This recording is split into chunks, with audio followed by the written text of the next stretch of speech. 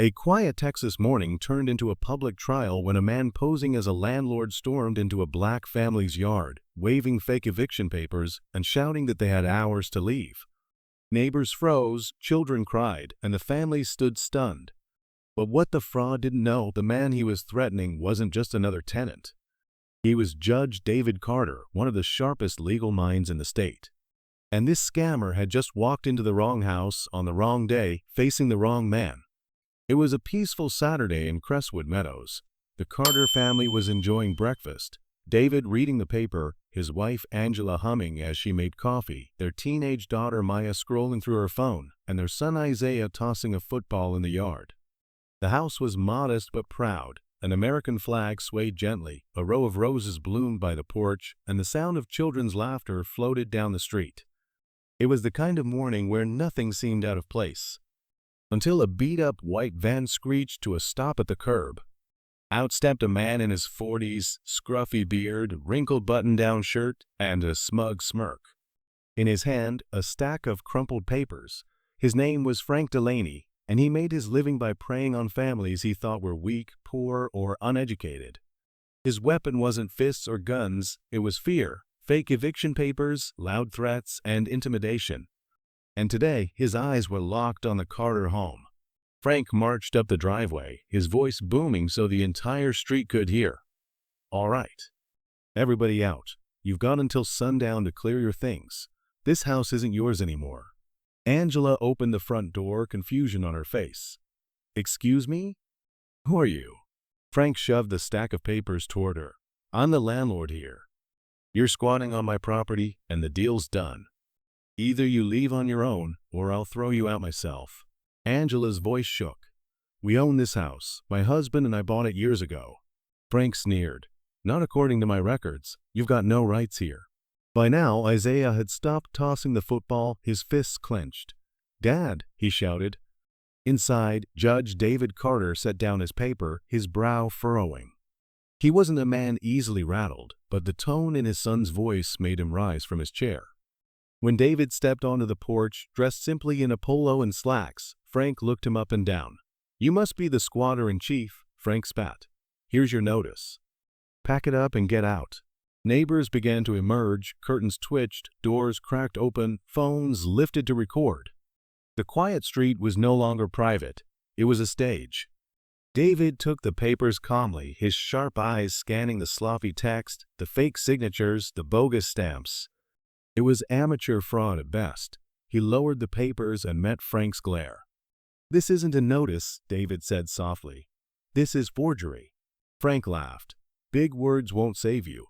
I've done this 100 times, and nobody fights back. Families like yours, they just hand me the keys." David's jaw tightened. "Families like mine?" Frank smirked, his voice dropping low. "You heard me.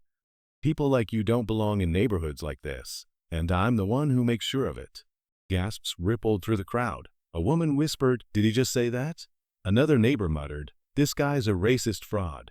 Angela's hands trembled, but David raised one steady hand. His eyes never left Frank's. "Let me make something very clear," David said, his voice low but carrying across the cul-de-sac. "You are trespassing on my property. You are threatening my family, and you are using forged documents to do it. That's 3 crimes already, and you've barely been here 5 minutes. Frank's grin faltered, but he barked louder, trying to keep control. "I'll call my people. You'll see, you'll be dragged out before sundown." David stepped closer, calm but commanding. "You've made a serious mistake, Mr. Delaney. And before this is over, you're going to regret every word you've just said." The neighbors leaned in, phones recording, tension thick in the air. Because what Frank didn't know, this wasn't a terrified tenant. This judge had sent men far scarier than him to prison. And the trial was about to begin, right there in the street. Frank Delaney wasn't used to being challenged. Most families broke down in tears or scrambled to pack their things. But this man, this calm, steady figure in a polo shirt, wasn't shaking, panicking, or even raising his voice.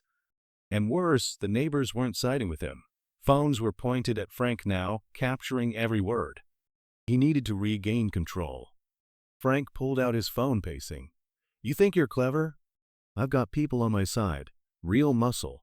We'll see how smug you are when backup arrives." Within minutes, a second car screeched up. Two men stepped out, burly, tattooed, wearing black jackets. They looked more like nightclub bouncers than officers of the law. One carried a pair of handcuffs, the other a crowbar. Angela gasped. Isaiah stood protectively in front of his sister. Neighbors muttered nervously, but no one stepped forward. Frank smirked, emboldened again. "Meet my enforcement team. These men don't waste time with paperwork. You've got 10 minutes to clear out, or we clear you out."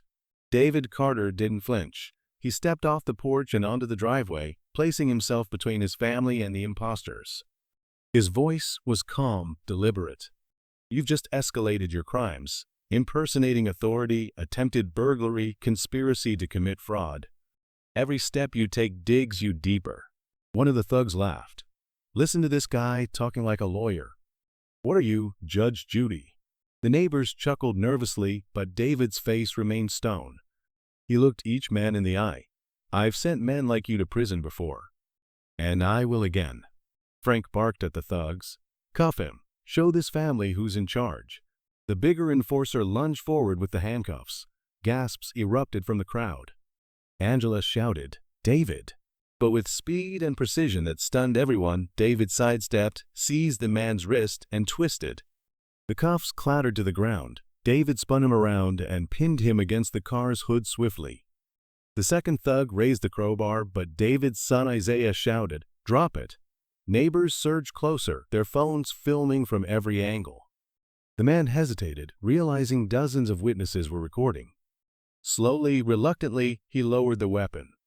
David spoke over the stunned silence. His voice carried like a gavel striking wood.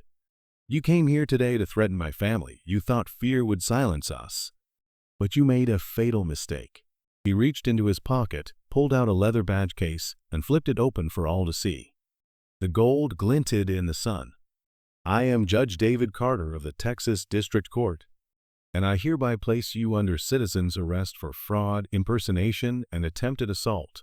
The crowd erupted, cheers, gasps, shouts of, "Get him! And he's a judge?" Frank's face drained of color. The smug smirk vanished, replaced by panic. He stammered, "This is a misunderstanding. I didn't know." But David cut him off, his tone sharp and final. "No, you knew exactly what you were doing, and today you tried it on the wrong family." The once quiet neighborhood was now a courtroom, the driveway the bench, the people the jury. And the verdict was clear. Frank Delaney had been exposed. The tension in Crestwood Meadows reached its peak. Frank Delaney stood frozen, his enforcers defeated, one pinned to the hood of his own car, the other backing away under the watchful glare of the neighbors. Then sirens wailed in the distance. Blue and red lights reflected off the houses as two real police cruisers turned onto the street. Officers spilled out, hands on their belts, scanning the scene. David released the enforcer, stepping back with calm authority. He raised his badge for the officers to see. "Judge David Carter," he announced. "These men are impersonating officers of the court, attempting fraud and threatening violence against my family." The officers exchanged looks, then immediately moved to detain Frank and his crew. One read them their rights while the other collected the forged papers.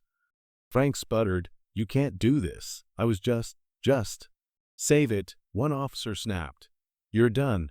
Neighbors burst into applause. Some shouted, "Justice." Others hugged the Carter family. Phones kept recording, the story already spreading beyond the cul-de-sac. Angela wrapped her arms around David, her voice trembling with relief. "You kept us safe." David smiled faintly. "It's my job on the bench and at home." As the imposters were led away in handcuffs, David turned to the neighbors. His voice wasn't angry but steady, carrying both authority and compassion. "Let this be a reminder," he said. "Real authority isn't loud. It isn't forged, and it isn't used to scare the innocent. True authority comes from service, from justice, and from protecting those who can't protect themselves." He paused, scanning the crowd. "Don't let fear silence you. Don't let bullies thrive on intimidation, and never assume someone standing quietly doesn't have the strength to fight back." The neighbors nodded, murmuring agreement. For many, the lesson struck deep. As the police cars pulled away, the sun dipped, casting a warm glow over Crestwood Meadows.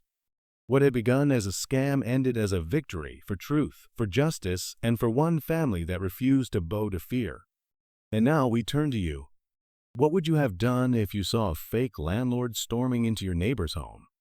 Would you have stayed silent or spoken up? If this story made you think about justice, leadership, and courage to stand against fraud and prejudice, subscribe to Against Racism for more real stories that expose the truth. And don't forget to share your thoughts in the comments. Your voice matters.